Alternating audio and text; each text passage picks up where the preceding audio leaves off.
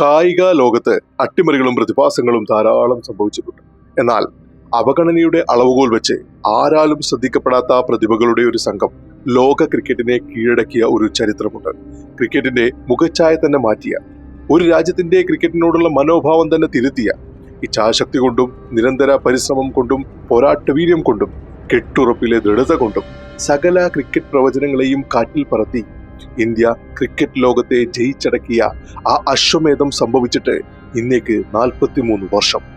ഹോക്കിക്ക് മുന്നിൽ കിതച്ചോടിയ ക്രിക്കറ്റിനെ പിന്നീട് ഇന്ത്യയുടെ മതമാക്കി മാറ്റിയ, ആരാലും ശ്രദ്ധിക്കപ്പെടാതിരുന്ന ഒരു രാജ്യത്തെ ക്രിക്കറ്റിന്റെ വഴികാട്ടികളാക്കി മാറ്റിയ, പിന്നീട് ലോക ക്രിക്കറ്റിൽ തന്നെ ഇന്ത്യയുടെ സിംഹാസനം അരക്കെട്ടുറപ്പിച്ച കപിലിന്റെ ചെകുത്താന്മാരുടെ അവിശ്വസനീയമായ വിശ്വവിജയത്തിന്റെ ആവേശകരമായ നാൾ വഴികളിലേക്ക് നമുക്ക് ഒന്നിരിക്കാം.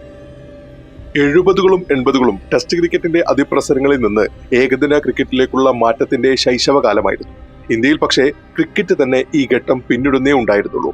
അതിനാൽ സാധാരണ ജനങ്ങൾക്കിടയിൽ ഈ കളി അത്ര ശ്രദ്ധിക്കപ്പെട്ടുകൊണ്ടിരുന്നില്ല.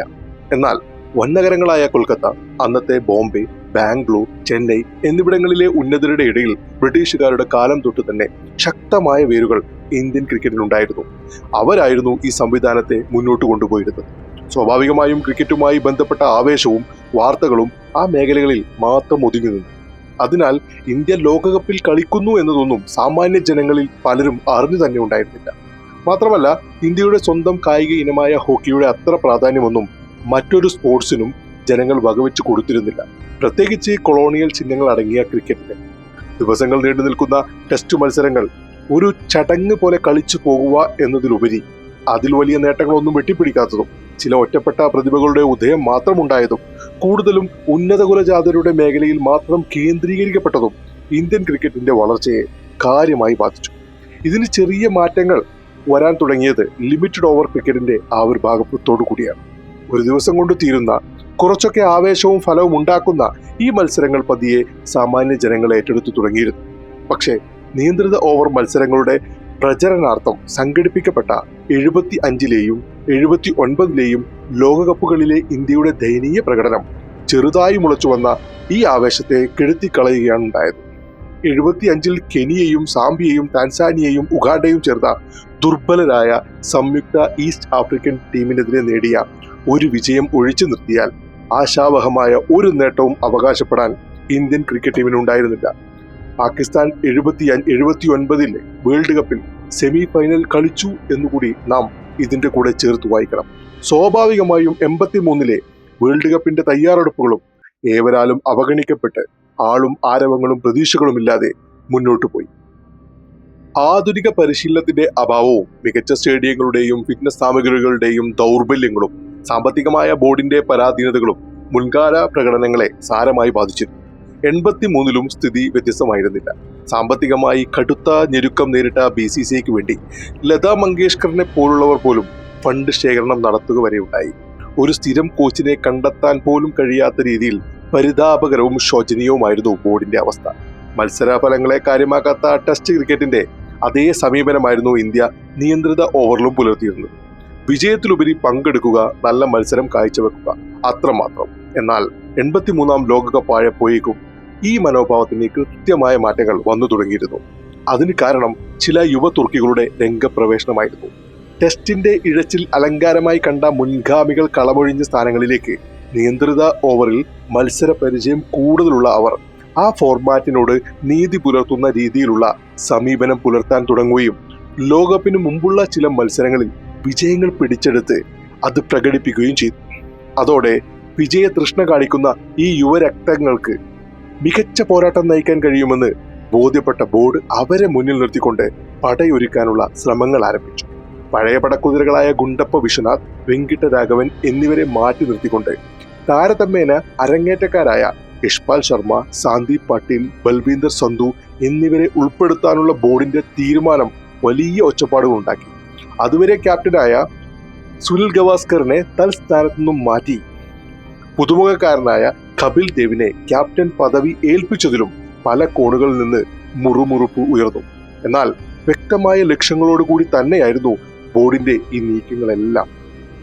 ടീമിന്റെ മനോഭാവത്തിൽ വന്ന മാറ്റം തുടർന്നും നിലനിർത്തുക എന്നത് അവർക്ക് മുഖ്യമായിരുന്നു. അങ്ങനെ വാദപ്രതിവാദങ്ങളുടെയും വിവാദങ്ങളുടെയും എല്ലാം അകമ്പടിയോടെ 83 ആ ഐതിഹാസിക പോരാട്ടത്തിലേക്കുള്ള സംഘത്തെ തിരഞ്ഞെടുത്തു. പരിചയസമ്പന്നതയേക്കാൾ യുവത്വത്തിനും പോരാട്ട വീരത്തിനും പ്രാമുഖ്യം നൽകിയ ഈ സെലക്ഷൻ അന്നത്തെ BCCയെ സംബന്ധിച്ച് ഭാവിയിലേക്കുള്ള ഒരു ചുവടുവെപ്പായിരുന്നുവെന്ന് മനസ്സിലാക്കാൻ ഈ ടീം ഘടന മാത്രം ഒന്ന് ശ്രദ്ധിച്ചാൽ മതി. വെറും 27 വയസ്സുള്ള 1978 മാത്രം ഇന്ത്യൻ ക്രിക്കറ്റ് ടീമിൽ അരങ്ങേറിയ ഹരിയാനയിലെ കൊടുങ്കാറ്റ് എന്നറിയപ്പെടുന്ന കപിൽ ദേവിനെ ക്യാപ്റ്റൻ പദവി ഏൽപ്പിച്ചത് മുതൽ തന്നെ അത് പ്രകടവുമായിരുന്നു. പിന്നീട് ലോകം കണ്ട എണ്ണം പറഞ്ഞ ഓൾറൗണ്ടർമാരിൽ ഒരാളായ കപിൽ അപകടകാരിയായ ഫാസ്റ്റ് ബോളറും അതോടൊപ്പം തന്നെ ഏത് പൊസിഷനിലും തകർത്തടിച്ച് എതിർ ടീമിൽ വിനാശം വിതയ്ക്കാൻ കഴിയുന്ന ഒത്ത ബാറ്റ്സ്മാനുമായിരുന്നു. എന്നാൽ സാഹസികതയും ശുഭിതമായ തീരുമാനങ്ങളും അദ്ദേഹത്തിന്റെ ദൗർബല്യങ്ങളിൽപ്പെട്ടതുമായിരുന്നു. പരിചയസമ്പന്നനായ മൊഹീന്ദർ അമർനാഥ് ആയിരുന്നു ടീമിന്റെ വൈസ് ക്യാപ്റ്റൻ. അന്ന് അദ്ദേഹത്തിന് 33 വയസ്സ്. അരങ്ങേറ്റം 1969.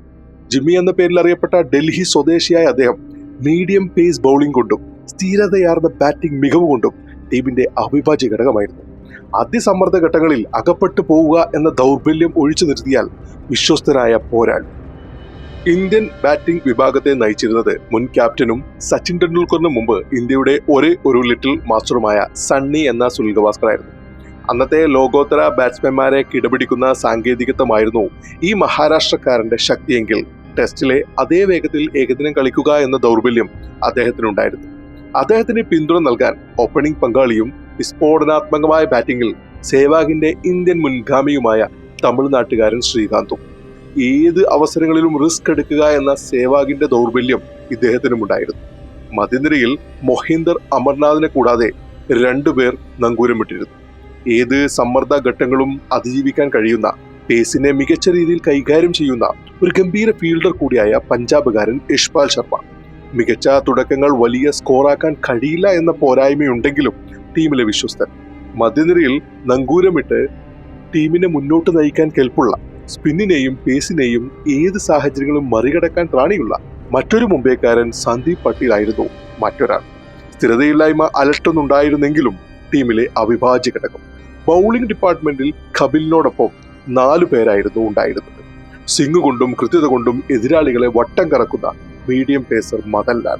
വേഗക്കുറവ് പലപ്പോഴും റൺ വഴങ്ങുന്നതിന് കാരണമാകാറുണ്ടെങ്കിലും എതിർ ടീമിനെ സമ്മർദ്ദത്തിലാക്കാൻ മിടുക്കൻ. ന്യൂബോളിൽ മികച്ച ലൈനിൽ പന്തെറിയാൻ മിടുക്കനായ ബൽവീന്ദർ സന്ധു. പക്ഷെ അന്താരാഷ്ട്ര മത്സരങ്ങളിലെ പരിചയക്കുറവുണ്ടായിരുന്നതിനാൽ അതൊരു ദൗർബല്യമായിരുന്നു. ഗംഭീരമായ അച്ചടക്കത്തിൽ പന്തെറിയുന്ന റോജർ ബിന്നിയായിരുന്നു മറ്റൊരാൾ. നിർണായകമായ വിക്കറ്റുകൾ എടുക്കുന്നതിൽ മിടുക്കൻ. ഫോമിൽ നിൽക്കുന്ന എതിർ ബാറ്റ്സ്മാന് മുന്നിൽ പതറുന്ന ശീലമുണ്ടായിരുന്നെങ്കിലും സാഹചര്യം മനസ്സിലാക്കി തിരിച്ചു വരുന്ന പ്രകൃതം. എതിരാളികളെ കറക്കി വീഴ്ത്താൻ കെൽപ്പുള്ള ഇടംകയ്യൻ സ്പിന്നർ. ആ ഇടയ്ക്ക് അരങ്ങേറ്റം കുറിച്ച ഏറ്റവും പ്രായം കുറഞ്ഞ രവിശാസ്ത്രിയും ചേർന്നായിരുന്നു ഈ ഡിപ്പാർട്ട്മെന്റ്. ഓൾറൗണ്ടർ വിഭാഗത്തിൽ വലങ്കയ്യൻ സ്പിന്നറായ കീർത്തി ആസാദും ഉൾപ്പെട്ടിരുന്നു. വിക്കറ്റിന് പിന്നിൽ ബാംഗ്ലൂരുകാരൻ കിർമാണിയായിരുന്നു. അസാധ്യ കീപ്പർ ആണെങ്കിലും സ്ഥിരതയില്ലാത്ത ബാറ്റിംഗ് ഒരു പോരായ്മയായിരുന്നു. റിസർവിൽ മലയാളിയായ സുനിൽ വാത്സനും കീപ്പറായി ഇടം പിടിച്ചിരുന്നു. ബാറ്റിംഗ് അച്ചടക്കത്തിന് പേര് കേട്ട ദിലീപ് വെങ് സർക്കാരും അഡീഷണൽ പ്ലെയറായി ടീമിലുണ്ടായിരുന്നു. PR മാൻസിംഗ് മാനേജറായ ഈ ടീമിന്റെ ശരാശരി പ്രായം 27 വയസ്സായിരുന്നു. ഇതിന് സാമ്യമായ ഒരു യുവ ടീം അണിഞ്ഞൊരുങ്ങിയത് 2007 T20 വേൾഡ് കപ്പ് നേടിയ ധോനിയുടെ സംഘമായിരുന്നു. 23 വയസ്സായിരുന്നു അവരുടെ ശരാശരി പ്രായം. ഒരുപക്ഷെ ഈ സെലക്ഷൻ മഹാപ്രതിഭകളുടെ ഒരു സംഗമമായി നമുക്കിപ്പോൾ തോന്നാമെങ്കിലും അന്നത്തെ അധികായർ ആരെല്ലാമായിരുന്നു എന്നറിയുമ്പോഴാണ് ക്രിക്കറ്റ് ലോകത്തിന് മുമ്പിൽ അന്ന് നമ്മൾ എത്ര ചെറുതായിരുന്നു എന്ന് മനസ്സിലാവുക. ആ ത്രിമൂർത്തികളായിരുന്നു വെസ്റ്റ് ഇൻഡീസ്, ഓസ്ട്രേലിയ, ഇംഗ്ലണ്ട്.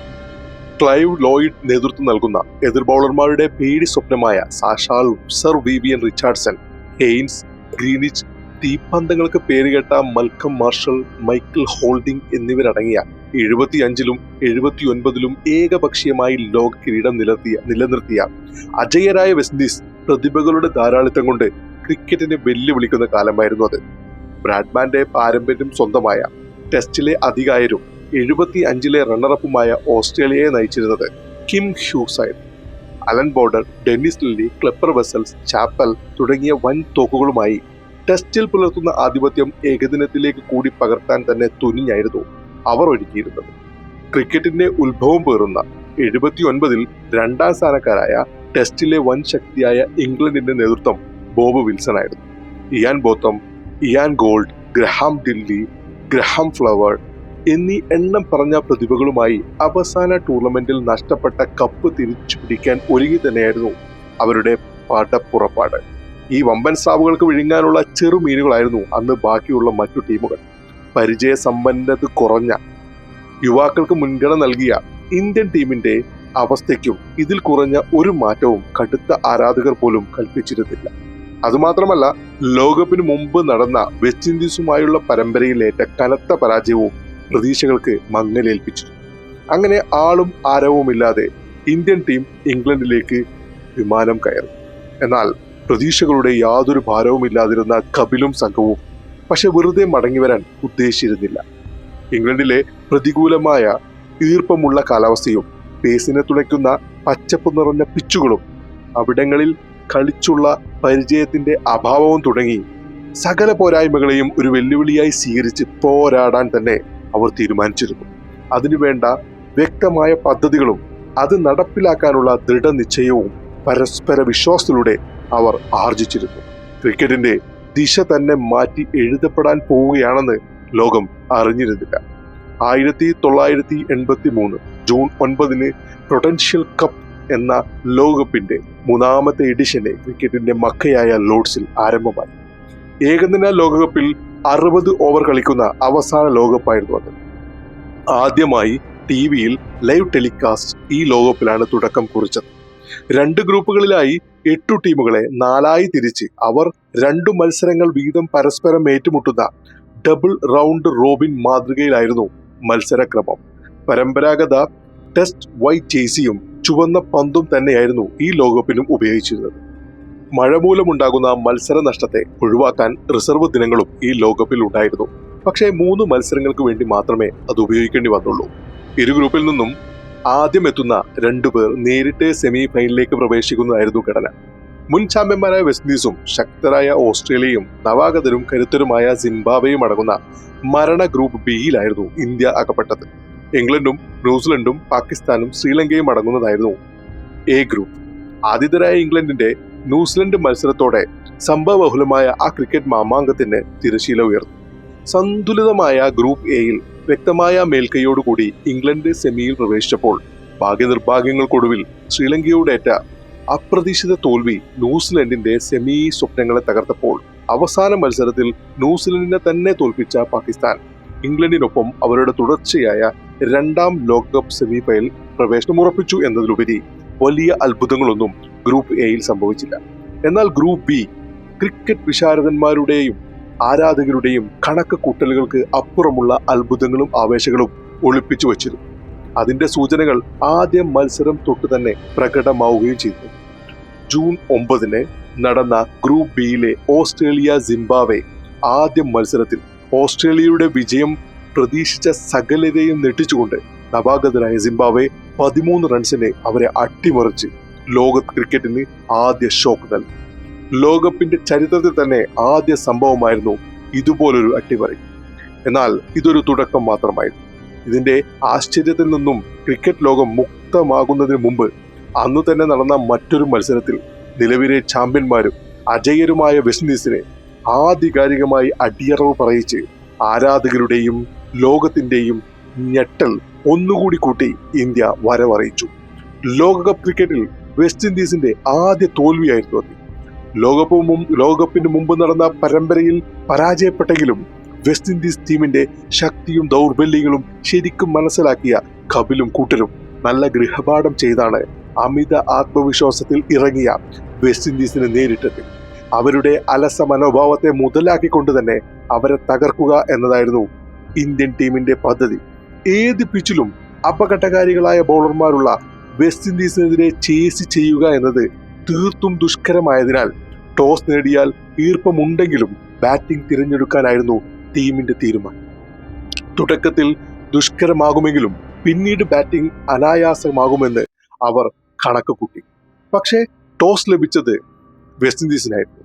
തുടക്കത്തിലെ ഈർപ്പം മുതലാക്കി ഇന്ത്യയെ ചുരുട്ടിക്കെട്ടാമെന്ന ചിന്തയിൽ അവർ ഇന്ത്യയുടെ ആഗ്രഹം പോലെ തന്നെ ബാറ്റിങ്ങിന് അയച്ചു. കളിയിലെ ആദ്യ നിർണായക വഴിത്തിരിവായിരുന്നു ഇത്. ആദ്യ ഇന്നിംഗ്സിൽ ബാറ്റിംഗ് തുടങ്ങിയപ്പോൾ തികഞ്ഞ ആത്മവിശ്വാസത്തിൽ വെസ്റ്റ് ഇൻഡീസ് തീയുണ്ടകളെ നേരിട്ട ഗവാസ്കറും ശ്രീകാന്തും തരക്കേടില്ലാത്ത ഒരു തുടക്കം നൽകി. പിന്നീട് വന്ന അമർനാഥും ഈർപ്പത്തിന്റെ മുൻതൂക്കം അവസാനിക്കുന്നതുവരെ പ്രതിരോധിച്ചു നിന്നു. 78 റൺസ് ആകുമ്പോഴേക്കും ഈ മൂവരും പുറത്തായെങ്കിലും ഇവരുടെ ഈ ചെറുത്തുനിൽപ്പ് പിന്നീട് വന്ന മധ്യനിര ബാറ്റ്സ്മാൻമാർക്ക് കാര്യങ്ങൾ എളുപ്പമാക്കി. യശ്പാൽ ശർമ്മയും സന്ദീപ് പട്ടേലും ഫ്ലാറ്റായി പോയ ആ വിക്കറ്റിൽ ഈ 4-ാം വിക്കറ്റിൽ 100 റൺസ് കൂട്ടുകെട്ട് ഉയർത്തുകയും കൂടി ചെയ്തതോടെ ഇന്ത്യക്ക് ശക്തമായ അടിത്തറ ലഭിച്ചു. കപിൽ പെട്ടെന്ന് പുറത്തായെങ്കിലും മദൻലാലും ബിന്നിയും അവസാന ഓവറുകളിൽ വേഗത്തിൽ റൺ കണ്ടെത്തിയപ്പോൾ ഇന്ത്യൻ സ്കോർ 8 വിക്കറ്റ് നഷ്ടത്തിൽ 262 എന്ന നിലയിലെത്തി. 60 ഓവർ ക്രിക്കറ്റിൽ അന്നത്തെ കാലത്ത് മികച്ച ഒരു ടോട്ടൽ ആയിരുന്നു അതെങ്കിലും വെസ്റ്റ് ഇൻഡീസിനെ പോലൊരു ടീമിനെ പിടിച്ചു കെട്ടാൻ മാത്രം ഉറപ്പുള്ളതായിരുന്നില്ല ഈ സ്കോർ. റിച്ചാർഡ്സനെ പോലുള്ള ഒരു വെസ്റ്റ് ഇൻഡീസ് ബാറ്റ്സ്മാൻ തിളങ്ങിയാൽ നിസ്സാരമായി മറികടക്കാൻ കഴിയുന്ന ലക്ഷ്യമായിരുന്നു അത്. അതിനാൽ ആരെയും നിലയുറപ്പിച്ച് കളിക്കാൻ സമ്മതിക്കാതിരിക്കുക, പ്രത്യേകിച്ച് റിച്ചാർഡ്സനെ. ഇതായിരുന്നു ഇന്ത്യൻ സംഘത്തിന്റെ ബൗളിംഗ് പദ്ധതി. 2-ാം ഇന്നിംഗ്സിൽ ബാറ്റിംഗ് തുടങ്ങിയ വെസ്റ്റ് ഇൻഡീസിന്റെ തുടക്കം വളരെ നന്നായിരുന്നു. മികച്ച രീതിയിൽ മുന്നോട്ട് പോയ അവരെ നിർഭാഗ്യം റൺഔട്ടിന്റെ രൂപത്തിൽ പിടികൂടി. തകർത്തടിച്ച 24 റൺസ് എടുത്ത ഹെയ്ൻസ് പുറത്ത്. തൊട്ടടുത്ത പന്തിൽ തന്നെ സന്ധു ഗ്രീൻസിനെ ബൗൾഡ് ചെയ്തതോടെ ഓപ്പണിംഗിലെ അപകടം അവസാനിച്ചു. എന്നാൽ യഥാർത്ഥ ഭീഷണിയായ റിച്ചാർഡ്സൺ വീഴാതെ തങ്ങൾക്ക് യാതൊരു പ്രതീക്ഷയും വേണ്ട എന്ന് മനസ്സിലായിരുന്ന അവർ അദ്ദേഹത്തിന് വേണ്ടി വാരിക്കുഴികൾ ഒരുക്കി. പിച്ചിലെ സിങ്ങിൽ ചെറുതായി പതറുന്ന റിച്ചാർഡ്സനെ വീഴ്ത്താൻ ഇരുവശങ്ങളിലേക്കും മികച്ച രീതിയിൽ പന്തിനെ സിങ് ചെയ്യാൻ കഴിയുന്ന ബിന്നിയെ തിരിച്ചു വിളിച്ച കപിൽ അറ്റാക്കിംഗ് ഫീൽഡിംഗും ഒരുക്കി റിച്ചാർഡ്സനെ സമ്മർദ്ദത്തിലാക്കി വെല്ലുവിളിച്ചു. തുടർച്ചയായി പന്ത് ബീറ്റ് ചെയ്തപ്പോൾ അക്ഷമനായ അയാൾ സാഹസികമായ ഒരു ഷോട്ടിന് ശ്രമിച്ചു. പക്ഷെ പന്ത് എഡ്ജ് ചെയ്ത് കിർമാണിയുടെ കൈകളിൽ അവസാനിക്കുകയും ചെയ്തു. അത്യാവേശത്തിൽ ഇന്ത്യൻ ടീം ആർപ്പ് വിളിച്ചു. കാരണം അവർ കളി പകുതി ജയിച്ചു കഴിഞ്ഞിരുന്നു. പിന്നീട് ഒരിക്കൽ പോലും വെസ്റ്റ് ഇൻഡീസിനെ കളിയിലെ ആധിപത്യം പുലർത്താൻ ഇന്ത്യൻ ബൗളർമാർ സമ്മതിച്ചില്ല. ഇടവേളകളിൽ വിക്കറ്റ് വീഴ്ത്തുകയും രവിശാസ്ത്രി അടക്കമുള്ള സ്പിന്നർമാർ വഴി സമ്മർദ്ദത്തിലാക്കി റണ്ണൊഴുക്ക് നിയന്ത്രിക്കുകയും ചെയ്തു. ഗാർണറും റോബോട്ട്സും 8-ാം വിക്കറ്റിൽ കൂട്ടുകെട്ട് പടുത്തുയർത്തിയെങ്കിലും ലക്ഷ്യം വളരെ അകന്നു കഴിഞ്ഞിരുന്നു. ഗാർണറെ ബൗൾഡ് ചെയ്തുകൊണ്ട് രവിശാസ്ത്രി വെസ്റ്റ് ഇൻഡീസിന് മുകളിൽ ഇന്ത്യയുടെ വിജയം സമ്പൂർണ്ണമാക്കി. 228 റൺസിന് വെസ്റ്റ് ഇൻഡീസ് ഓൾ ഔട്ട്. 34 റൺസിന് ഇന്ത്യക്ക് വിജയം. ഇന്ത്യയുടെ ഒരു മത്സരം കാണുക എന്നതിലുപരി ഒന്നും പ്രതീക്ഷിക്കാതിരുന്ന ഇന്ത്യൻ കാണികൾക്ക് കണ്ണുകൾക്ക് വിശ്വസിക്കാൻ കഴിയാവുന്നതായിരുന്നില്ല ആ വിജയം. അവർ ആവേശത്തിലും സന്തോഷത്തിലും ആർപ്പ് വിളിച്ചു. എന്താണ് സംഭവിച്ചതെന്നറിയാതെ അമ്പരപ്പോടെ വെസ്റ്റ് ഇൻഡീസ് ആരാധകർ അവരുടെ ഡ്രമ്മുകൾക്ക് മുകളിൽ കൈവച്ച് തളർന്നിരുന്നു. പിറ്റേ ദിവസം ഇറങ്ങിയ പത്രങ്ങളിലും റേഡിയോ TV പ്രഭാഷണങ്ങളിലും പ്രക്ഷേപണങ്ങളിലും ഈ അവിശ്വസനീയമായ വിജയത്തിന്റെ വാർത്തകൾ കേട്ട് പലരും ലോകകപ്പിനെ കുറിച്ച് ചർച്ച ചെയ്യാൻ തുടങ്ങി. അന്ന് വളരെ കുറച്ചു പേർ മാത്രം ലൈവായി കണ്ട ആ മത്സരം അവരുടെ ആവേശകരമായ വിവരണങ്ങളിൽ നിന്നും അടുത്തറിഞ്ഞവർ അടുത്ത മത്സരത്തിനായി കാത്തിരുന്നു. പലർക്കും ഈ കളിയുടെ നിയമങ്ങൾ പോലും അറിയില്ലായിരുന്നു. ഈ വിജയം ഗ്രാമങ്ങളിൽ പോലും ചലനമുണ്ടാക്കി. ഈ ഒരു വിജയത്തോടു കൂടി ഇന്ത്യയുടെ യുവ ഓൾറൗണ്ടർ സംഘം ചില്ലറക്കാരല്ല എന്ന കാര്യം ക്രിക്കറ്റ് വിശാരദന്മാർക്ക് ബോധ്യപ്പെട്ടു. അവർ പയ്യെ ഇന്ത്യൻ കളിക്കാരെ കുറിച്ചും കമന്ററിയിൽ പറഞ്ഞു തുടങ്ങി. വെസ്റ്റ് ഇൻഡീസിനെ കീഴടക്കിയതോടുകൂടി ഇനി തങ്ങൾക്ക് പലതും സാധിക്കുമെന്ന് ടീമിലെ ഓരോ കളിക്കാരനും ഉറച്ചു വിശ്വസിച്ചു. ഇന്ത്യയുടെ 2ാമത്തെ മത്സരം ആദ്യ മത്സരത്തിൽ ഓസ്ട്രേലിയയെ അട്ടിമറിച്ച സിംബാബ്വേയുമായിട്ടായിരുന്നു. വളരെ കരുതലോടെ തന്നെ അവരെ നേരിട്ട ഇന്ത്യക്ക് പക്ഷേ വെല്ലുവിളികൾ ഒന്നുമില്ലാതെ അവരെ കീഴടക്കാൻ സാധിച്ചു. മികച്ച പ്രകടനം തുടർന്ന മദൻലാൽ 3 വിക്കറ്റ് നേട്ടത്തിൽ അദ്ദേഹം തിളങ്ങിയപ്പോൾ വെറും 155 റൺസിൽ സിംബാബ്വേയെ ഒതുക്കിയ ഇന്ത്യ സന്ദീപ് പട്ടേൽ, അമർനാഥ് എന്നിവരുടെ ബാറ്റിംഗ് മികവിൽ, അവരുടെ മികച്ച പ്രകടനത്തിന്റെ മികവിൽ അവരെ മറികടന്നു. ആദ്യമായി ലോകകപ്പിൽ ഇന്ത്യ തുടരെ 2 വിജയങ്ങൾ കരസ്ഥമാക്കി. ആരാധകർ കടുത്ത ആരാധകരായി മാറുകയും സാധാരണക്കാർ ടീമിനെ ആരാധിക്കാൻ തുടങ്ങുകയും ചെയ്തു. പക്ഷേ 3ാമത്തെ മത്സരത്തിൽ കാര്യങ്ങൾ തകിടം മറിച്ചു. ആദ്യ മത്സരത്തിൽ സിംബാബ്വേയോട് അപ്രതീക്ഷിതമായി തോറ്റ ഓസ്ട്രേലിയ 2ാം മത്സരത്തിൽ വെസ്റ്റ് ഇൻഡീസിനോട് തോറ്റ് ആകെ പ്രതിസന്ധിയിലായിരുന്നു. അവരുടെ ജീവൻ മരണ പോരാട്ടമായിരുന്നു അടുത്ത മത്സരം ഇന്ത്യയുമായി. ടോസ് നേടി ബാറ്റിംഗ് ഓസ്ട്രേലിയ തിരഞ്ഞെടുത്തപ്പോൾ വീണ്ടും ഒരു ഇന്ത്യൻ വിജയം ക്രിക്കറ്റ് ആരാധകർ മണത്തിരുന്നു. എന്നാൽ ആദ്യ 2 കളിയിലും കണ്ട ഓസ്ട്രേലിയ ആയിരുന്നില്ല ആ മത്സരത്തിൽ കണ്ടത്. വിസ്ഫോടനാത്മകമായ ബാറ്റിംഗ് കാഴ്ചവെച്ച അവർ യഥാർത്ഥ ഓസ്ട്രേലിയയായി വിശ്വരൂപം കാട്ടി. ചാപ്പലിന്റെ സെഞ്ചുറിയും യുഗസും യെല്ലോപ്പും അർദ്ധ സെഞ്ചുറിയും നേടിയപ്പോൾ സ്കോർ ബോർഡിൽ 320 റൺസ് കുറിക്കപ്പെട്ടു. അവസാന ഓവറുകളിൽ കപിൽ ദേവ് കൊടുങ്കാറ്റായി അവരെ ചുരുട്ടി കിട്ടിയില്ലായിരുന്നുവെങ്കിൽ ഇതിലും വലിയ ഒരു കൂറ്റൻ സ്കോർ അവർ പടുത്തുയർത്തുമായിരുന്നു. 5 വിക്കറ്റാണ് മികച്ച ശരാശരിയിൽ അന്ന് കപിൽ വീഴ്ത്തിയത്. മറുപടി ബാറ്റിംഗിൽ ഇന്ത്യ ഒരു വേളയിലും ഓസ്ട്രേലിയക്ക് വെല്ലുവിളി ഉയർത്തിയതേയില്ല. തുടക്കത്തിൽ ശ്രീകാന്തിന്റെ ചില മിന്നലാട്ടങ്ങളും ഒടുക്കത്തിൽ കപിലിന്റെ ചില പോരാട്ടങ്ങളും ഒഴിച്ചാൽ ഇന്ത്യൻ തോൽവി തീർത്തും ഏകപക്ഷീയമായിരുന്നു. ഈ കൂറ്റൻ പരാജയം ആവേശത്തിലായ ആരാധകരെ നിരാശരാക്കി. അതോടെ ഇന്ത്യയുടെ ആദ്യ വിജയങ്ങളെ ക്രിക്കറ്റ് പണ്ഡിതന്മാർ ഭാഗ്യത്തിന്റെ ചേരുവകൾ വെച്ച് വ്യാഖ്യാനിക്കാൻ തുടങ്ങി. ഈ പ്രതിസന്ധികളെ രൂക്ഷമാക്കിക്കൊണ്ട് സമ്മർദ്ദങ്ങളിൽ അടുത്ത മത്സരത്തിൽ വെസ്റ്റ് ഇൻഡീസിനെ നേരിട്ട ഇന്ത്യ വീണ്ടും തോൽവി ഏറ്റുവാങ്ങി. ആദ്യ മത്സരത്തിലെ പിഴവ് ആവർത്തിക്കാതിരിക്കാൻ ടോസ് നേടി ബാറ്റിംഗ് തിരഞ്ഞെടുത്ത വെസ്റ്റ് ഇൻഡീസ് റിച്ചാർഡ്സന്റെ സെഞ്ചുറിയുടെ കരുത്തിൽ 282 റൺസ് നേടിയപ്പോൾ വെസ്റ്റ് ഇൻഡീസ് പേസ് ആക്രമണത്തിൽ പിന്തുടരുന്നതിന്റെ സമ്മർദ്ദത്തെ അതിജീവിക്കാൻ കഴിയാതെ ഇന്ത്യയുടെ ഇന്നിംഗ്സ് 216 റൺസിന്റെ അവസാനിച്ചു. വെസ്റ്റ് ഇൻഡീസിന് 66 റൺസിന്റെ ആധികാരിക ജയം. 80 റൺസ് എടുത്ത അമർനാഥ് പൊരുതിയെങ്കിലും ഫലം കണ്ടില്ല. വെസ്റ്റ് ഇൻഡീസിന്റെ ആദ്യ തോൽവിക്കുള്ള മധുര പ്രതികാരം. അതോടെ ടീമിന്റെ പരിചയ സമ്പന്നതയെക്കുറിച്ചുള്ള പരാതികൾ ഉയരുകയും വിമർശനങ്ങൾ കടുക്കുകയും ചെയ്തു. ഇന്ത്യയിൽ പൊതുവായി ഉയർന്നുവരുന്ന ഒരു ആവേശം പെട്ടെന്ന് തണുത്തുറഞ്ഞുപോയി. എന്നാൽ കപിലിനും സംഘാംഗങ്ങൾക്കും അവരുടെ കഴിവിൽ പൂർണ്ണ വിശ്വാസമുണ്ടായിരുന്നു. ഒന്നും അസ്തമിച്ചിട്ടില്ല എന്ന് അവർ അന്യോന്യം ബോധ്യപ്പെടുത്തി. ഒടുവിൽ ലോക ക്രിക്കറ്റിൽ തന്നെ ചരിത്രമായ ആ മത്സര ദിവസം വന്നെത്തി. ഇന്ത്യയുടെ 4ാം ഗ്രൂപ്പ് മത്സരം. ടൂർണമെന്റിൽ നിലനിൽക്കണമെങ്കിൽ വിജയം അനിവാര്യം. എതിരാളികൾ പ്രവചിക്കാൻ കഴിയാത്ത പോരാട്ട വീര്യമുള്ള സിംബാബ്വെ. തെളിഞ്ഞ ആകാശത്തിൽ ബാറ്റിങ്ങിന് അനുകൂലമായ പിച്ചിൽ ടോസ് നേടി ഇന്ത്യ ബാറ്റിംഗ് തിരഞ്ഞെടുത്തു. ഏവരെയും ഞെട്ടിച്ചുകൊണ്ട് ഇന്ത്യയുടെ മുൻനിര ചീട്ട് കൊട്ടാരം പോലെ തകർന്നു. വെറും 17 റൺസിന് 5 പേർ പുറത്ത്. 50ഓളം ഓവറുകൾ ബാക്കി. ഓപ്പണർമാരായ ശ്രീകാന്തും ഗവാസ്കറും 0 പുറത്തായി. സിംബാബ്വെയുടെ ഖുറാനും റോസനും ആദ്യഘട്ടങ്ങളിൽ ബൗളിംഗ് കൊടുങ്കാറ്റുകളായി. ഇന്ത്യക്ക് ഒരു മറുപടിയും ഉണ്ടായിരുന്നില്ല. വീണ്ടും ഒരു സിംബാബ്വൻ അട്ടിമറി ഗാലറി മുന്നിൽ കണ്ടു. എന്നാൽ സാങ്കേതികമായ കാരണങ്ങളിൽ ലൈവ് ടെലികാസ്റ്റ് ഇല്ലാതിരുന്ന ആ മത്സരത്തിന്റെ യഥാർത്ഥ പോരാട്ടം തുടങ്ങാൻ ഇരിക്കുന്നതേ ഉണ്ടായിരുന്നുള്ളൂ. 5ാമനായി ഗ്രീസിലെത്തിയ ക്യാപ്റ്റൻ കപിൽ ദേവ് ശക്തമായ പ്രത്യാക്രമണം തുടങ്ങുകയും സിംബാബ്വൻ ക്യാമ്പുകൾ വിറയ്ക്കുകയും ചെയ്തു. ഇന്നത്തെ അതിവേഗ ക്രിക്കറ്റിന്റെ ശൈലിയിൽ ബാറ്റ് വീശിയ അദ്ദേഹം ബാക്കിയുള്ള വിക്കറ്റുകൾ വീഴുന്നതിന് മുമ്പ് ഒരു മികച്ച ടോട്ടൽ കെട്ടിപ്പടുക്കുക എന്ന ഉദ്ദേശത്തോടെ അതുവരെ മികച്ച രീതിയിൽ പന്തെറിഞ്ഞ എതിർ ബൗളർമാരെ നിഷ്കരുണം പ്രഹരിച്ചു. മധ്യനിരയിൽ റോജർ ബിന്നിയെയും മദൻലാലിനെയും കൂട്ടുപിടിച്ചപ്പോൾ അവർ പുറത്തായി. അവസാനം വാലറ്റത്ത് കിർമാണി അദ്ദേഹത്തിന് ഉറച്ച പിന്തുണ നൽകി. വെറും 100-ന് താഴെ ഒരു സ്കോറിൽ ഇന്ത്യ അവസാനിക്കുമെന്ന് കരുതിയ ഏവരെയും ഞെട്ടിച്ചുകൊണ്ട് 8 വിക്കറ്റ് നഷ്ടത്തിൽ 266 എന്ന മികച്ച ടോട്ടൽ തന്നെ ഇന്ത്യ കെട്ടിപ്പടുത്തു. 778 എന്ന നിലയിൽ നിന്നാണ് ഈ കുതിപ്പ് എന്നോർക്കണം. വെറും 138 പന്തിൽ 6 വട്ടുകൂറ്റൻ സിക്സറുകളും 16 ഫോറുകളുമായി 175 റൺസുമായി സിംബാബ്വെക്ക് മുകളിൽ നടരാജ നൃത്തമാടിയ കപിൽ അജയനായി അപ്പോഴും ഒരറ്റത്തുണ്ടായിരുന്നു. മറുവശത്ത് തേർത്തെളിച്ചുകൊണ്ട് കിർമാണിയും. ലൈവായ ടെലികാസ്റ്റ് ഇല്ലായിരുന്നതിനാൽ ഇന്ത്യയുടെ ഈ ഐതിഹാസികമായ തിരിച്ചുവരവ് വളരെ വൈകിയാണ് ആരാധകരുടെ ചെവിയിലെത്തിയത്. അതോടെ റേഡിയോയ്ക്ക് ചുറ്റും ഇതിന്റെ വിശദാംശങ്ങൾക്ക് വേണ്ടി അവർ അക്ഷമരായി കാതോർത്തിരുന്നു. എന്നാൽ എളുപ്പത്തിൽ കീഴടങ്ങാൻ സിംബാബ്വെയും തയ്യാറായിരുന്നില്ല. ബൗളിംഗിൽ അവർ പുറത്തെടുത്ത മാസ്മരികത ബാറ്റിംഗിലും ഖുറാൻ വഴി പുറത്തെടുത്തു.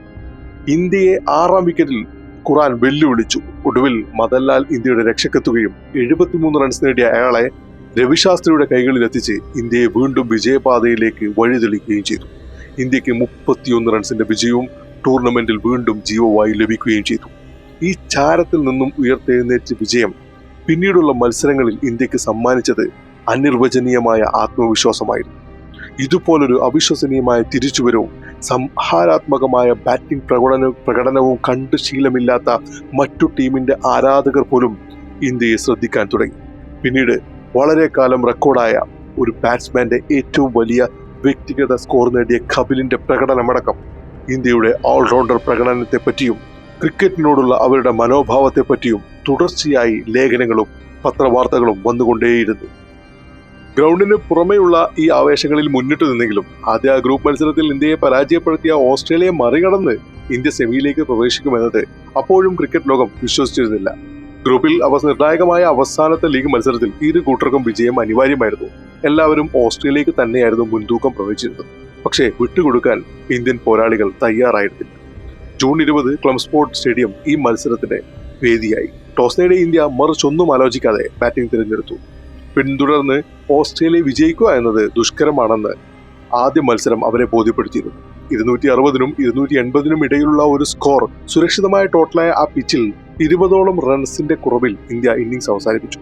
55.5 ഓവറിൽ 247 റൺസിന് എല്ലാവരും പുറത്ത്. 40 റൺസ് നേടിയ യശ്പാൽ ശർമ്മയായിരുന്നു ടോപ്പ് സ്കോറർ. എല്ലാവരും വേഗത്തിൽ റൺസ് അടിക്കാനുള്ള വ്യഗ്രതയിൽ പുറത്തായപ്പോൾ ആർക്കും വലിയ ഇന്നിംഗ്സുകൾ കളിക്കാൻ കഴിയില്ല. 10-നും 30-നും ഇടയിലുള്ള സ്കോറുകളിൽ എല്ലാവരും വീണു. പ്രതീക്ഷിച്ച സ്കോർ പടുത്തുയർത്താൻ കഴിയാത്തതിന്റെ നിരാശയിൽ ഇന്ത്യയും എത്തിപ്പിടിക്കാൻ കഴിയുന്ന സ്കോറിൽ എതിരാളികളെ ഒതുക്കിയതിന്റെ ആശ്വാസത്തിൽ ഓസ്ട്രേലിയയും ഡ്രസ്സിംഗ് റൂമിലേക്ക് തിരിച്ചു കയറി. എന്നാൽ അമിത ആത്മവിശ്വാസത്തിൽ മറുപടി ബാറ്റിംഗിന് ഇറങ്ങിയ ഓസ്ട്രേലിയയുടെ തുരുപ്പിച്ചീട്ടായ ചാപ്പലിനെ മദൻലാലിന്റെ കൈകളിലെത്തിച്ച് സന്ധു വരാൻ പോകുന്ന അപകടത്തിന്റെ മുന്നറിയിപ്പ് നൽകി. വൺ ഡൗണിൽ പിടിച്ചു നിൽക്കാൻ ശ്രമിച്ച വുഡിനെയും എല്ലോപ്പിനെയും തുടർന്നു വരുന്ന ഹുക്കിനെയും അടുത്തടുത്ത പന്തുകളിൽ മടക്കി പിന്നി ഓസ്ട്രേലിയയെ 4-52 എന്ന നിലയിലേക്ക് തള്ളിവിട്ടു. പിന്നീട് മദൻലാലിന്റെ ഊഴമായിരുന്നു. ഒന്ന് നിലയുറപ്പിക്കാൻ പോലും സമ്മതിക്കാതെ ഓസ്ട്രേലിയൻ മധ്യനിരയെ അദ്ദേഹം കടപുഴക്കിയിരുന്നു. തുടരെ 3 വിക്കറ്റുകൾ കൂടി വീണതോടെ 7-78 എന്ന പരിതാപകരമായ അവസ്ഥയിലേക്ക് ഓസ്ട്രേലിയ പതിച്ചു. ഇന്ത്യ വിജയം മണത്തു. വാലറ്റത്തെ കൂട്ടുപിടിച്ച് രക്ഷാപ്രവർത്തനത്തിന് ശ്രമിച്ച അലൻ ബോർഡറിനെ കൂടി തന്റെ 4ാമത്തെ ഇരയായി മടക്കി ഒരിക്കൽ കൂടി ആഞ്ഞടിച്ച മദൻലാൽ അവരുടെ അവസാന പ്രതീക്ഷയും നുള്ളിക്കളഞ്ഞു. വാലറ്റത്തെ സന്ധുവും ബിന്നിയും പങ്കിട്ടപ്പോൾ 118 റൺസിന്റെ കങ്കാരുവധം പൂർത്തിയായി. ക്രിക്കറ്റ് ലോകത്തെ മുഴുവൻ നെട്ടിച്ചുകൊണ്ട് ആധികാരികമായി തന്നെ ഇന്ത്യ തങ്ങളുടെ ആദ്യ സെമി ഫൈനൽ പ്രവേശനം ഗാലറിയെ ഇളക്കി മറച്ചുകൊണ്ട് സംഭവിപ്പിച്ചു. ഇന്ത്യയിൽ ബ്ലാക്ക് ആൻഡ് വൈറ്റ് ടിവിയുടെ മുന്നിലും ഇരുമ്പിക്കൊണ്ടിരിക്കുന്ന റേഡിയോകളുടെ വശങ്ങളിലും ആളുകൾ ആർത്തുവിളിച്ചു. മുക്കിലും മൂലയിലും ക്രിക്കറ്റ് മാത്രമായി സംസാരം. കേട്ടറിഞ്ഞവർ വിശദ വിവരങ്ങൾക്ക് വേണ്ടി പിറ്റേ ദിവസം പത്രങ്ങൾക്ക് വേണ്ടി കാത്തിരുന്നു. ഇന്ത്യൻ ഡ്രസ്സിംഗ് റൂമിൽ പരസ്പരം ആശ്ലേഷിച്ച് ടീം അംഗങ്ങൾ സന്തോഷം പങ്കിട്ടു. കഠിനാധ്വാനത്തിന്റെ ഫലം അവർ ശരിക്കും ആസ്വദിച്ചു. ഒമ്പൻ വിദേശ മീഡിയകൾ ഇന്ത്യൻ കളിക്കാരുടെ ഒപ്പം കൂടി. പുതിയ ഇന്ത്യൻ താരോദയങ്ങൾക്ക് ലോകം സാക്ഷിയായിക്കൊണ്ടിരിക്കുകയായിരുന്നു. ഗ്രൂപ്പിൽ 2ാം സ്ഥാനക്കാരായതിനാൽ ഇന്ത്യയുടെ സെമി എതിരാളി അതിശക്തരും ആതിഥേയരുമായ ഇംഗ്ലണ്ടായിരുന്നു. 6-ൽ 5 കളികളും ജയിച്ചായിരുന്നു അവരുടെ സെമി പ്രവേശനം. ജൂൺ 22-ന് മാഞ്ചസ്റ്ററിൽ വെച്ചായിരുന്നു ഈ സെമി പോരാട്ടം. കണക്കിലും കളിയിലും പ്രവചനങ്ങളിലും ഇംഗ്ലണ്ട് തന്നെയായിരുന്നു മുന്നിൽ. എന്നാൽ ഇന്ത്യയെ മറികടന്ന് ഫൈനലിൽ ഉറപ്പായും ഇംഗ്ലണ്ട് പ്രവേശിക്കുമെന്ന് പറയാൻ ഒരു ക്രിക്കറ്റ് പണ്ഡിതനും ധൈര്യപ്പെട്ടില്ല. വാതുവെപ്പ് കേന്ദ്രങ്ങളിൽ പോലും ആശയക്കുഴപ്പങ്ങളുണ്ടായിരുന്നു. അത്ര അപ്രതീക്ഷിതമായിരുന്നു ഇന്ത്യയുടെ മുന്നേറ്റം. എന്നിരുന്നാലും ഇംഗ്ലണ്ട് കടന്നുകൂടും എന്ന് തന്നെ ഏവരും വിശ്വസിച്ചു. ആദ്യം ബാറ്റ് ചെയ്ത് എതിരാളികളെ വൈവിധ്യമാർന്ന ബൗളിംഗ് മികവ് കൊണ്ടും ഫീൽഡിംഗ് കൊണ്ടും സമ്മർദ്ദത്തിലാക്കി കളി ജയിക്കുകയാണ് ഇന്ത്യയുടെ രീതി എന്ന് മനസ്സിലാക്കിയ ഇംഗ്ലണ്ട് ടോസ് നേടി ആദ്യം ബാറ്റ് ചെയ്യാൻ തീരുമാനിച്ചു. എന്നാൽ ഏത് രീതിയിലും കളി പിടിച്ചെടുക്കാനുള്ള മികവ് ഇന്ത്യ നേടിയിരുന്നു എന്ന് കളി തുടങ്ങുമ്പോഴേക്കാണ് അവർക്ക് മനസ്സിലായത്. അവസാന ശ്വാസം വരെ പൊരുതുക, ഒരുമിച്ച് തന്നെ പൊരുതുക എന്നതായിരുന്നു കപിലിന്റെയും സംഘത്തിന്റെയും മനോഭാവം. മികച്ച രീതിയിൽ ശ്രദ്ധയോടെ തുടങ്ങിയ ഇംഗ്ലണ്ടിന്റെ 4ാമത്തെ വിക്കറ്റ് വീഴുന്നതുവരെ വലിയ ആശങ്കകളൊന്നും അവർക്കുണ്ടായിരുന്നില്ല. എന്നാൽ എണ്ണം പറഞ്ഞ ത്രോയിലൂടെ നിലയുറപ്പിച്ച് മുന്നേറിയ ലംബിനെ ശർമ്മ വീഴ്ത്തിയപ്പോൾ സ്കോർ 4-141 എന്ന ഭേദപ്പെട്ട നിലയിലായിരുന്നു അവർ. എന്നാൽ പിന്നെ കണ്ടത് കപിലിന്റെ പേസ് ആക്രമണത്തിന് മുന്നിൽ ഇംഗ്ലണ്ട് ചീട്ട് കൊട്ടാരം പോലെ തകരുന്നതാണ്. അവരുടെ ബാക്കി 6 വിക്കറ്റ് വെറും 72 റൺസിന് നിലംപൊത്തി.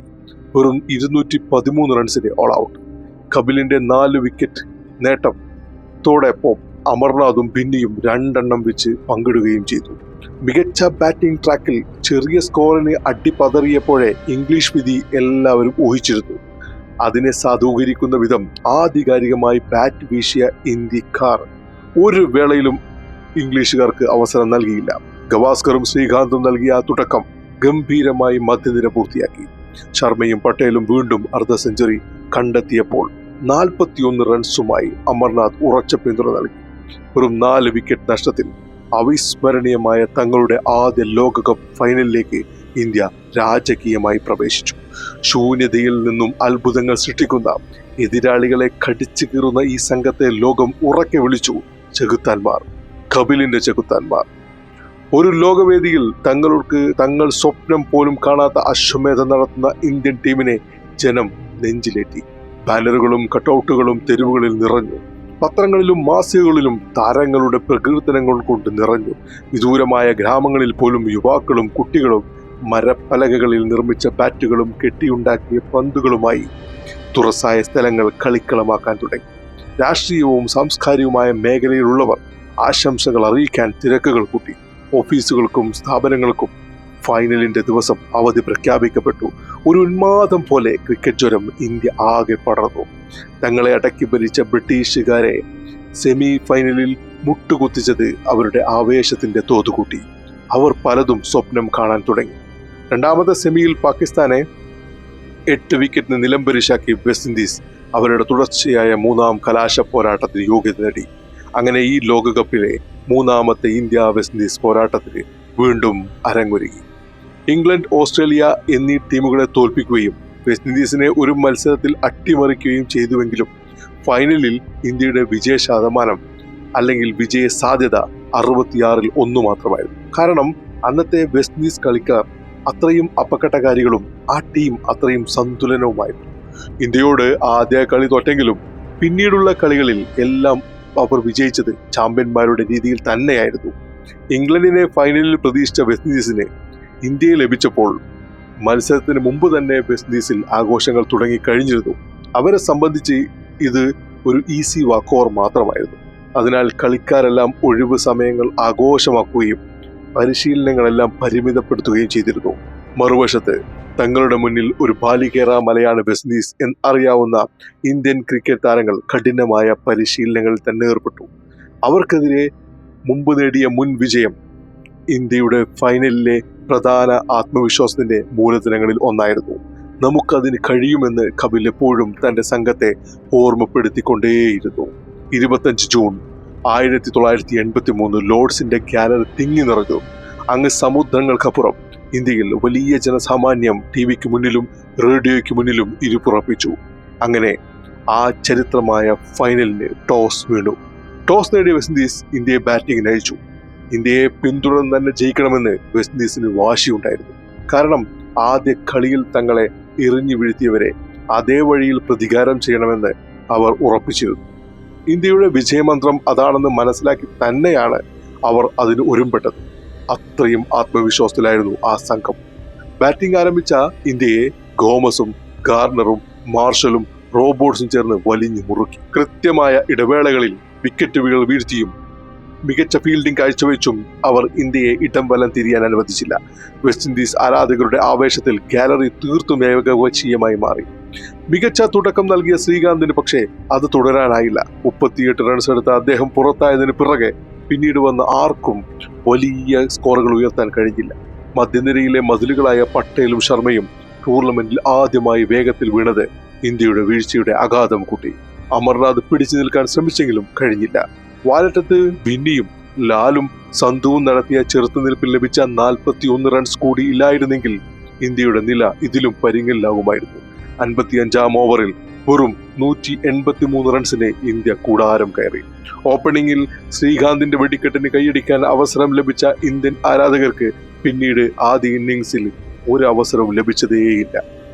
ലോകകപ്പിൽ ആദ്യം ബാറ്റ് ചെയ്യുന്ന ടീമിന്റെ ഏറ്റവും ചെറിയ സ്കോറായിരുന്നു ഇന്ത്യ കുറിച്ചത്. തീർത്തും നിരാശ തളം കെട്ടിയതായിരുന്നു ഇന്ത്യയുടെ ഡ്രസ്സിംഗ് റൂം.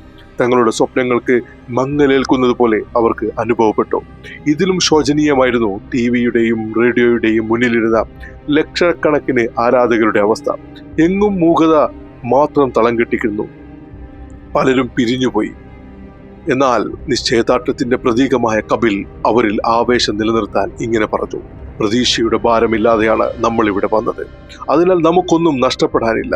നേടിയതെല്ലാം നാം പ്രതീക്ഷിച്ചതുമല്ല. അതുകൊണ്ട് നമുക്ക് നമ്മുടെ കളി മികച്ച രീതിയിൽ പൂർത്തിയാക്കാം. ഫലം എന്തുമായിക്കോട്ടെ. ഈ വാക്കുകളിൽ നിന്ന് ലഭിച്ച നേരിയ ഊർജത്തിൽ അവർ വെസ്റ്റ് ഇൻഡീസിന്റെ ബാറ്റിങ്ങിനെ നേരിടാൻ രണ്ടാം ഇന്നിംഗ്സിൽ ഇറങ്ങി. പ്രതീക്ഷകളുടെ ചെറിയ കിരണങ്ങൾ ഉയർത്തി സന്ധു ഗ്രീനിഷിനെ പെട്ടെന്ന് പുറത്താക്കിയെങ്കിലും പിന്നീട് വന്ന റിച്ചാർഡ്സൺ പ്രതികാര ബുദ്ധിയിൽ ഇന്ത്യൻ ബൗളർമാരെ കണക്കിന് പ്രഹരിക്കാൻ തുടങ്ങി. കണ്ണഞ്ചിപ്പിക്കുന്ന വേഗത്തിൽ വെസ്റ്റ് ഇൻഡീസ് 50 കടന്നു. റിച്ചാർഡ്സ് 28 പന്തിൽ 33 റൺസ്. കളി 30 ഓവറിൽ തീരുമോ എന്ന് പോലും കാണികൾ ശങ്കിച്ച നിമിഷം മദൻലാൽ പന്തെടുത്തു. വേഗം കുറഞ്ഞ ഒരു ബൗൺസർ ആഞ്ഞടിക്കാനുള്ള ശ്രമത്തിൽ റിച്ചാർഡ്സന് പിഴച്ചു. പന്ത് 30 വാര അടിക്ക് അപ്പുറത്തേക്ക് ഉയർന്നു പൊങ്ങി. ഗള്ളിയിൽ നിന്നും അസാമാന്യ വേഗത്തിൽ പിറകോട്ടോട്ടിക്കൊണ്ട് കപിൽ ദേവ് അവിശ്വസനീയമായ രീതിയിൽ ആ സുവർണാവസരം കൈപ്പിടിയിലൊതുക്കി. റിച്ചാർഡ്സൺ പുറത്ത്. കണ്ണുകളിൽ കണ്ടത് തലച്ചോറ് വിശ്വസിക്കാൻ കുറച്ച് സമയമെടുത്തതിനാൽ ഒരു വലിയ നിശബ്ദതയ്ക്ക് പിറകെ ഗാലറി ഇളകി മറിഞ്ഞു. നീണ്ട കാത്തിരിപ്പിന് ശേഷം ഇന്ത്യൻ ആരാധകർക്ക് ആർപ്പ് വിളിക്കാൻ കിട്ടിയ അവസരം അവർ ശരിക്കും ഉപയോഗിച്ചു. ഒരൊറ്റ വിക്കറ്റോടുകൂടി ഇന്ത്യൻ കളിക്കാരുടെ ശരീരഭാഷ തന്നെ പോരാട്ടത്തിൻ്റെതായി. തുടർന്ന് വർദ്ധിത വീരത്തിൽ പന്തെറിഞ്ഞ സന്ധുവും മദൻലാലും ബിന്നിയും മധ്യനിരയെ നിവരുന്നതിന് മുമ്പ് തന്നെ നട്ടലൊടിച്ചു. 50-1 എന്ന നിലയിൽ നിന്നും 6-76 എന്ന നിലയിലേക്ക് വെസ്റ്റ് ഇൻഡീസ് കൂപ്പ് കുത്തി. ഈ തകർച്ച കണ്ട് ലോകം ഞെട്ടി. 7-ാം വിക്കറ്റിൽ തിരിച്ചുവരവിന് ശ്രമിച്ച ജെഫിനെയും മാൽക്കത്തെയും 2 ഓവർ ഇടവേളയിൽ വീഴ്ത്തി അമർനാഥ് ലക്ഷ്യത്തിലേക്ക് ഇന്ത്യയെ ഒന്നും കൂടി അടുപ്പിച്ചു. 8-ാമനെ കപിൽ വീഴ്ത്തിയപ്പോൾ 9-ാമനായ ഹോൾഡിങ്ങിനെ LBWയിൽ കുടുക്കി. അമർനാഥ് അവിശ്വസനീയമായ വിജയത്തിൽ മതിമറന്ന് ഗ്രൗണ്ടിലൂടെ കുതിച്ചോടി. അവർക്ക് പിന്നാലെ അണപൊട്ടിയ ആവേശത്തിൽ ആരാധകരും. 43 റൺസിന്റെ ആധികാരികമായ വിശ്വവിജയം. ഇന്നും ലോകകപ്പിൽ പ്രതിരോധിച്ച ഏറ്റവും ചെറിയ ടോട്ടലുകളിൽ ഒന്ന്. പരാജയത്തിന്റെ പടുക്കുഴിയിൽ നിന്നും കണ്ണഞ്ചിപ്പിക്കുന്ന വേഗത്തിൽ വിജയം പിടിച്ചെടുത്ത മാന്ത്രികത. ഇന്ത്യൻ തെരുവുകൾ ഇളകി മറിഞ്ഞു. അന്തരീക്ഷം വെടിക്കെട്ടുകൊണ്ട് ശബ്ദമുഖരിതമായി. ഗ്രാമങ്ങളിലും നഗരങ്ങളിലും ജനങ്ങൾ വീട് വിട്ടിറങ്ങി ആനന്ദ നൃത്തം ചവിട്ടി. ലോകം കീഴടക്കിയതിന്റെ അവിശ്വസനീയമായ ആ നിമിഷത്തിൽ അവർ മതിമറന്നു. ലോർഡ്സിന്റെ ബാൽക്കണിയിൽ കറുത്ത കോട്ടണിഞ്ഞ് കപിലും സംഘവും പൊട്ടൻഷ്യൽ ട്രോഫിയുടെ അവസാന എഡിഷൻ ഏറ്റുവാങ്ങി. ലോക ക്രിക്കറ്റിൽ ഇന്ത്യയുടെ സ്ഥാനം എന്നേക്കുമായി അരക്കെട്ടുറപ്പിച്ച ആ മഹനീയമായ സംഭവം, മഹനീയമായ വിജയം, കപിലിന്റെ ആരും ശ്രദ്ധിക്കാത്ത ചെകുത്താന്മാരുടെ അവിശ്വസനീയമായ വിശ്വവിജയം. കാവ്യനീതി പോലെ 1983 എന്ന വർഷത്തിന് താഴെ ഇന്ത്യയുടെ ഫൈനൽ സ്കോറായ 183 എന്ന നമ്പർ ക്രിക്കറ്റ് ആരാധകരുടെ മനസ്സിൽ എന്നേക്കുമായി പതിഞ്ഞിരുന്നു. അസാധ്യമായത് സാധ്യമായതിന്റെ പ്രതീകമായി.